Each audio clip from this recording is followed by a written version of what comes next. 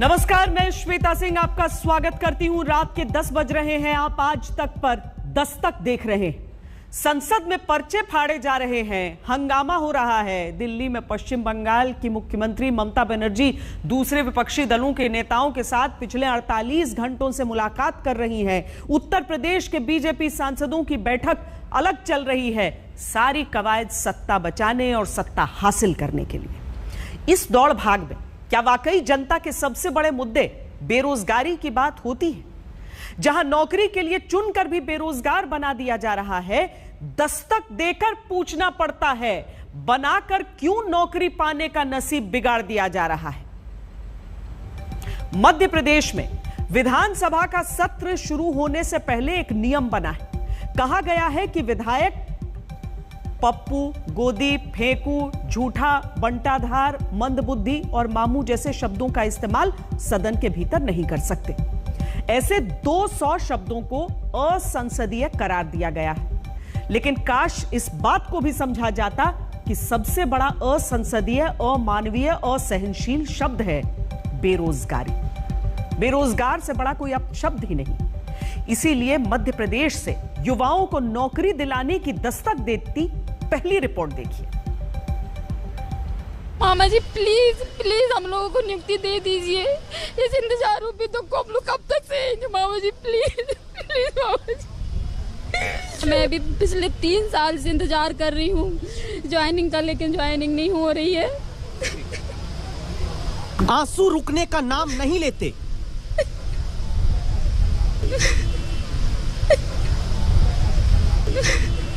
साथियों ने सहारा दिया और उस पल भोपाल की झील में बढ़ते पानी की तरह बहते आंसू किसी तरह संभल गए। आज परिस्थिति ऐसी कि मैं अपने बच्चों की फीस नहीं चुका पा रही हूँ। लेकिन उस दर्द को कौन दूर करेगा जो लहू में दौड़ने लगा है? बेरोजगारी का ठप्पा लगाकर इन बेरोजगारों के शरीर के भीतर सुनिए मुख्यमंत्री जी। प्लीज प्लीज हम लोगों को नियुक्ति दे दीजिए। मैं अकेले नहीं, ऐसे हमारे और भी साथीगण है। मामा जी देखिए, आप सब बैठे हैं और इस इंतजार में कि नियुक्ति हो जाए तो हम लोग अपना घर परिवार अच्छे से चलाने। सबकी आर्थिक स्थिति बहुत खराब है मामा जी। बहुत आसान होता है जनता से खुद को मामा जी कहलवाकर भावनाओं का रिश्ता बना लेना, लेकिन निभाना शायद आसान नहीं होता। आज तक संवाददाता रवीशपाल सिंह के सामने मुख्यमंत्री मामा जी को संबोधित करते हुए हाथ जोड़कर अपनी नियुक्ति का इंतजार खत्म करने की गुहार लगाती जबलपुर की आराधना झरिया के आंसू आंखों से झरझर भोपाल में क्यों बहने लगे? कभी किसी बेरोजगार से पूछिएगा आपका घर कैसे चलता है, वही नहीं आप भी रो पड़ेंगे। प्लीज प्लीज घर की स्थिति तो इतनी खराब हो चुकी है कि अब घर को चलाना ही बहुत मुश्किल हो गया है सर। अब आपको क्या बताऊं सर, मेरे घर में मेरे पति हैं, मेरे 2 बच्चे हैं, मेरी सास है। अब मुझे इन लोगों को पालना, मतलब मेरे पति का काम धंधा भी ये कोरोना की वजह से सब बंद हो चुका है। आज परिस्थिति ऐसी कि मैं अपने बच्चों की फीस नहीं चुका पा रही हूँ। मैं कर्ज लेके यहाँ तक कि थोड़ा बहुत अपना जो जेवर था वो तक मैंने गिरवी रख दिया कि मैं अपने बच्चों को तो पढ़ा सकूं। लेकिन मैं मामा जी से यही कहना चाहती हूँ, मामा जी प्लीज प्लीज हम लोगों को नियुक्ति दे दीजिए। इस इंतजारों पे तो हम लोग कब तक सहेंगे? मामा जी प्लीज प्लीज मामा जी, हम लोगों को हम नियुक्ति दे दो मामा। हम लोग अब यहाँ पे मामा जी प्लीज हम लोगों को इंतजार रूपी दुख से छुटकारा दीजिए। मामा जी प्लीज 15 अगस्त तक हम लोग अपने स्कूल में जाएं। हम लोग भी चाहते हैं कि बच्चों को पढ़ाएं, अपने बच्चों को अच्छी शिक्षा दें। फिर मामा जी प्लीज हम लोग को इंतजार ना कराएं।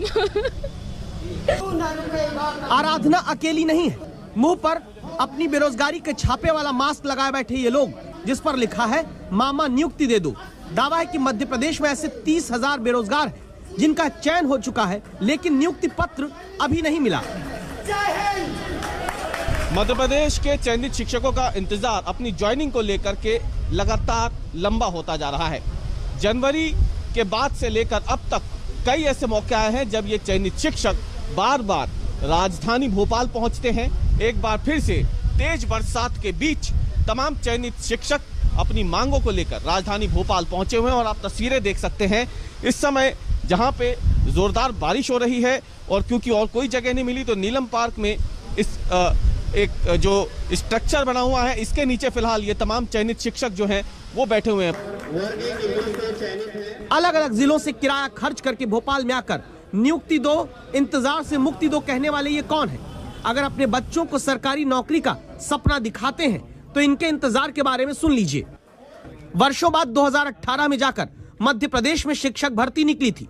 2019 में जाकर इम्तिहान हुआ, नतीजा अगस्त 2019 में आया। कोरोना की 2 लहरों में नियुक्ति से पहले वेरिफिकेशन की प्रक्रिया टाल दी गई। 2021 में भी चुने हुए शिक्षकों के दस्तावेज जांच कर भी आज तक नियुक्ति पत्र नहीं दिया। तो पूछिए अब आप खुद सरकारों से, विकलांग को दिव्यांग कह देंगे, लेकिन जो सिस्टम पंगु बना देता है नौकरी के नाम पर, उस सोच का इलाज कहां से होगा? ये जो सहारा लेकर आ रहे हैं देवास के 37 साल के जितेंद्र साधव हैं। भोपाल घूमने नहीं आए, परीक्षा में चयन के बाद भी 2.5 साल से नौकरी का नियुक्ति पत्र न मिलने पर लाचारगी ने इन्हें यहाँ पहुँचाया है। टीचर बन जाते तो राजनीति विज्ञान बच्चों को पढ़ाते, लेकिन जब सरकार चयन करके 3 साल बाद भी नियुक्ति पत्र नहीं दे पाई तो घर चलाने के लिए शादी ब्याह मुंडन पार्टी में गाना गाने लगे। जिन्हें पढ़ाने से घर चलाना चाहिए, उनका घर गाने से भी नहीं चल पाया। तो मैं नामात्र कमाता हूँ सर, कई प्रोग्राम वगैरह आ जाता है तो उसमें से 2-4 हज़ार रुपये मुश्किल से होता है, वो भी मुश्किल से। किसी महीने में तो 1-2 हज़ार रुपये के प्रोग्राम हो पाते हैं। अगर मेरी ज्वाइनिंग हो जाएगी तो मेरे बूढ़े माँ बाप को का क्या मैं अकेला सहारा हूँ, विकलांग भी हूँ, दिव्यांग भी हूँ, तो उन्होंने मेरे ख्वाब देखे हैं, आए दिन परेशान होते रहते हैं कि तेरी कब ज्वाइनिंग होगी, कब ज्वाइनिंग होगी। आज 37 साल का हो चुका हूँ। 37 साल की उम्र में भी बेटे बेटियां सरकारी शिक्षक पद के चयन के बाद भी बेरोजगार घूमते हो तो परिवार पर क्या बीतती होगी? तो चयन क्यों नहीं हो रहा? मुझे ऐसा लगता है कि कमलनाथ जी सरकार में चयनित हुए, इसलिए इन पर रोक लगाई जा रही है। नियुक्ति पत्र दे देंगे। नियुक्ति उनकी होने में या उनकी नियुक्ति पत्र देने में कहीं कोई दिक्कत नहीं है, बस एक कोर्ट का विषय है। वो जैसे ही हमें अनुमति मिलती है ये पूरी प्रक्रिया पूर्ण हो जाएगी। जिस राज्य में सरकार बनाने के लिए वकीलों की फौज खड़ी करके फ्लोर टेस्ट का आदेश लिया जाता हो, वहीं पर अदालत का हवाला देकर चयनित शिक्षकों को बेरोजगार बनाकर छोड़ा गया है। इन चेहरों को याद करके सरकार को इस बात को समझना चाहिए कि विधानसभा के भीतर पप्पू, फेकू, बंटाधार, चोर और मामू जैसे शब्दों को असंसदीय बनाकर आप रोक लगा लीजिए, लेकिन सबसे बड़ा असंसदीय शब्द बेरोजगारी है, जिसे सरकारी अव्यवस्था ने ही युवाओं के माथे पर चिपका दिया। रवीश पाल सिंह, भोपाल, आज तक। Centre for monitoring Indian economy के सर्वे के अनुसार 25 जुलाई को खत्म हफ्ते तक देश में बेरोजगारी दर 7.14% हो चुकी है। गांव में बेरोजगारी दर अभी बढ़ी है, शहरों में पहले से 8% बेरोजगारी। इसकी बड़ी वजह बनती है खाली पदों को न भरने वाली सरकारी सुस्ती। खामियाजा सिर्फ कुछ लोग नहीं बल्कि पूरा परिवार और एक बड़ी आबादी उठाती। उत्तर प्रदेश में तो 3 साल नौकरी कराने के बाद वापस बेरोजगार बना दिया गया। अध्यक्ष महोदय जी, मैं आपके माध्यम हंगामे की ऐसी तस्वीरें और कोलाहल सुर्खियां बटोर लेते हैं, लेकिन इसी शोरगुल में दब जाती है असली मुद्दों की आवाज भी, जो हर राज्य की राजधानी में किसी कोने में बनाकर छोड़ दिए गए धरना स्थलों पर गूंजती है। श्री निशिकांत योगी सरकार न्याय करो, न्याय करो। योगी सरकार न्याय करो, न्याय करो। हमारी सेवा बहाल करो, बहाल करो। सांसद या विधायक एक दिन के लिए भी बन जाएं तो जीवन भर पेंशन मिलना नेताओं को तय हो जाता है, लेकिन उत्तर प्रदेश पावर कॉर्पोरेशन में 3 साल तक नौकरी करने के बाद 600 से ज्यादा कर्मचारी दोबारा नौकरी खोजने के लिए दौड़ा दिए गए।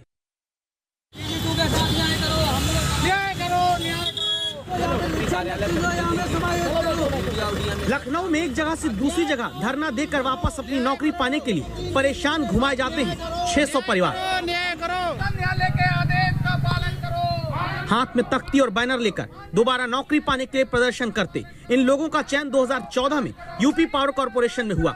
2016 में भर्ती का नियम बदलकर पहले से काम कर रहे कर्मचारियों को एक झटके में दावा है बेरोजगार बना दिया गया। हाई कोर्ट ने इन पर कहा कि 600 से ज्यादा कर्मचारियों को दोबारा मूल पद पर लौटाओ।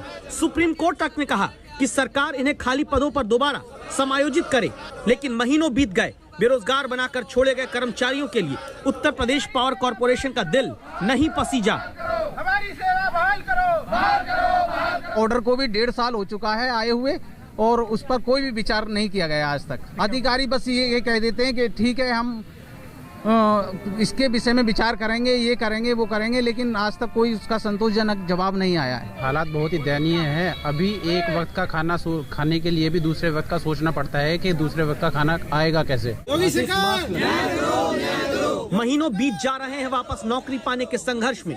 9 दिन से तो धरना ही चल रहा है। अधिकतम 5 साल में चुनाव लड़कर सत्ता पाने का मौका भी नेताओं को दोबारा मिल जाता है, लेकिन इन आम कर्मचारियों को 3 साल बाद भी उसी नौकरी के लिए संघर्ष करना पड़ता है जिसे इन्होंने हासिल करके 36 महीने काम किया था।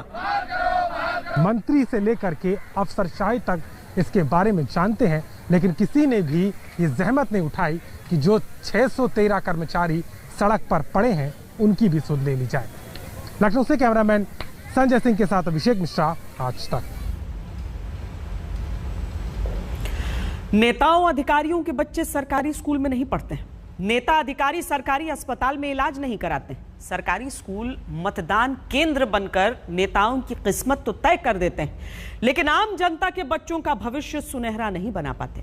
ऐसे में बिहार से खबर आती है, जहां सरकार को 16 अगस्त तक पटना हाईकोर्ट को बताना है कि आखिर राज्य में IAS, IPS समेत क्लास 1, क्लास 2 रैंक के कितने अधिकारियों के बच्चे सरकारी स्कूलों में पढ़ते हैं।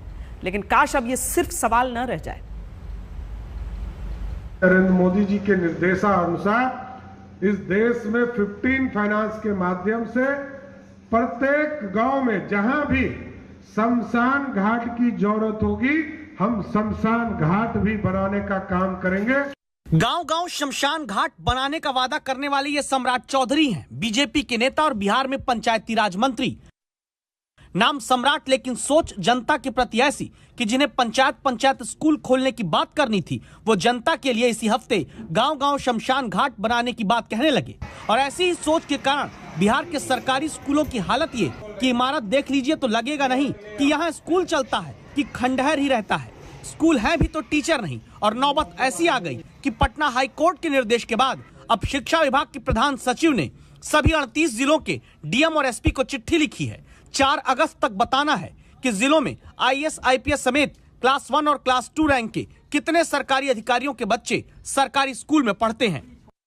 बिहार में सरकारी स्कूलों के क्या हालात हैं, इसकी पोल मई 2015 में खुद मुख्यमंत्री नीतीश कुमार के सामने एक 8 साल के बच्चे कुमार राज ने खोलकर रख दी थी, जब उसने कहा था कि अमीरों के बच्चे प्राइवेट स्कूल में पढ़ते हैं और गरीबों के बच्चे सरकारी स्कूल में पढ़ते हैं।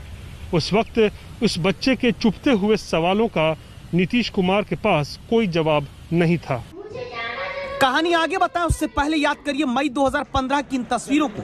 6 साल पहले पटना में मुख्यमंत्री नीतीश कुमार के सामने ही जब सरकारी स्कूलों का चुभता सच कुमार राज नाम के बच्चे ने बताया था।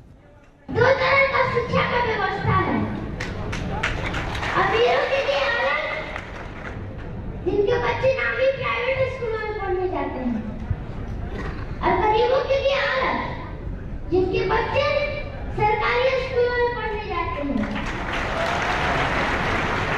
इससे साफ मालूम होता है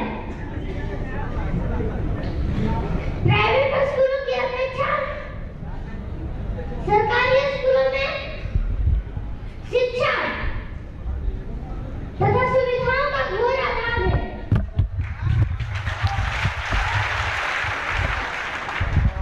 आखिर क्या कारण है कि कोई भी डॉक्टर, इंजीनियर, वकील, यहाँ तक कि उस स्कूल के शिक्षक भी अपने बच्चे को सरकारी स्कूल में पढ़ाना नहीं चाहते हैं।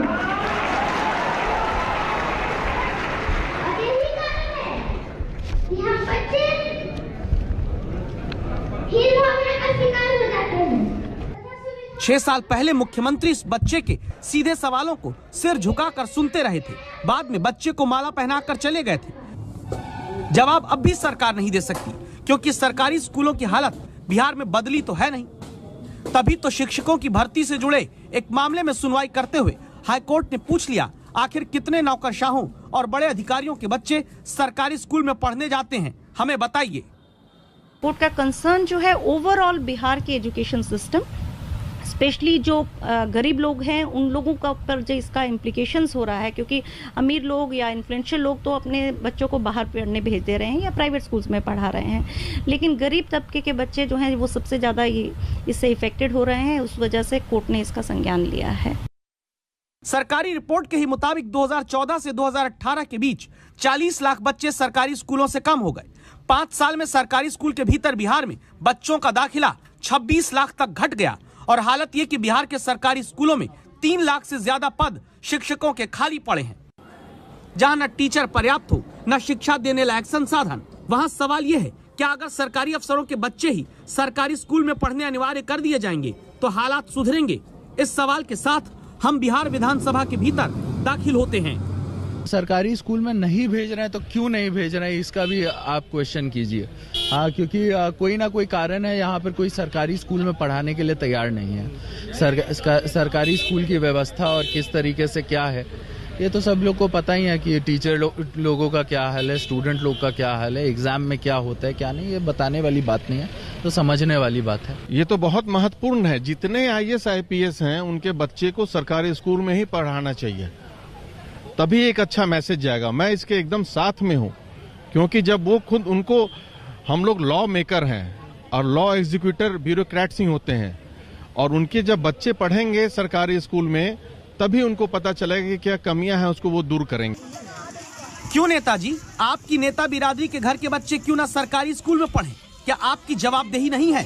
अल्टीमेटली बिहार में जो प्रॉब्लम हो रहा है ये नेताओं के कारण, मंत्री के कारण नहीं हो रहा। अगर विकास में कुछ प्रॉब्लम भी आ रहा है, कुछ शिक्षा में हो रहा है, जो कि ये अधिकारियों के कारण हो रहा है, ढीलापन के कारण होता है। तो जब ये सिस्टम लागू हो जाएगा तो सारा व्यवस्था सुधर जाएगा। बिहार की आबादी में हर 100 में 33 लोग कम से कम गरीबी रेखा से नीचे हैं। बिहार वो राज्य है जहां प्रति व्यक्ति आय महीने के 3,000 रुपए से भी कम है। फिर भी अगर आम आदमी को अच्छी शिक्षा दिलाने के लिए 72,000 सरकारी स्कूलों की जगह निजी स्कूल चुनना पड़ता है महंगा वाला, तो ये अन्याय है जनता के साथ। देश में तमाम ऐसे IAS और IPS अधिकारी हैं जो बिहार के सरकारी स्कूलों से ही पढ़ के निकले हैं, लेकिन अब वक्त बदल चुका है और जब ये रिपोर्ट आएगा कि आखिर बिहार के कितने IAS और IPS अधिकारी अपने बच्चों को सरकारी स्कूलों में पढ़ाते हैं, जवाब में अगर कुछ गिने चुने अफसरों का नाम सामने आ जाए तो ये उनका साहस माना जाएगा, सरकारी स्कूलों की काबिलियत नहीं। कैमरा पर्सन नदीम आलम के साथ रोहित सिंह, पटना, आज तक। ये आंकड़ा सही है, बार बार दिया भी जाता है, लेकिन इसके साथ ही सवाल ये उठ जाता है कि वो सिस्टम के कारण IAS IPS बने हैं इतने सालों तक सरकारी स्कूलों में पढ़ने के बावजूद, या फिर सिस्टम के बावजूद।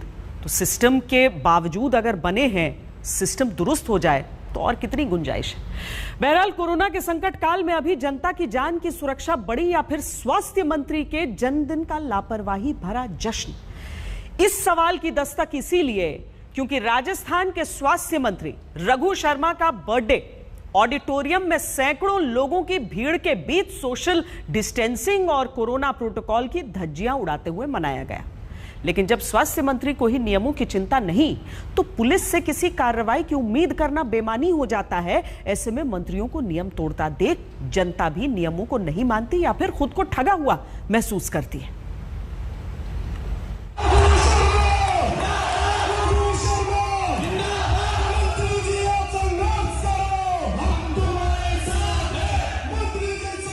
कोरोना की तीसरी लहर का संकट जब मुंह खोलकर खड़ा है तो राजस्थान में जनता की जान से ज्यादा जरूरी मंत्री जी का जन्मदिन हो जाता है।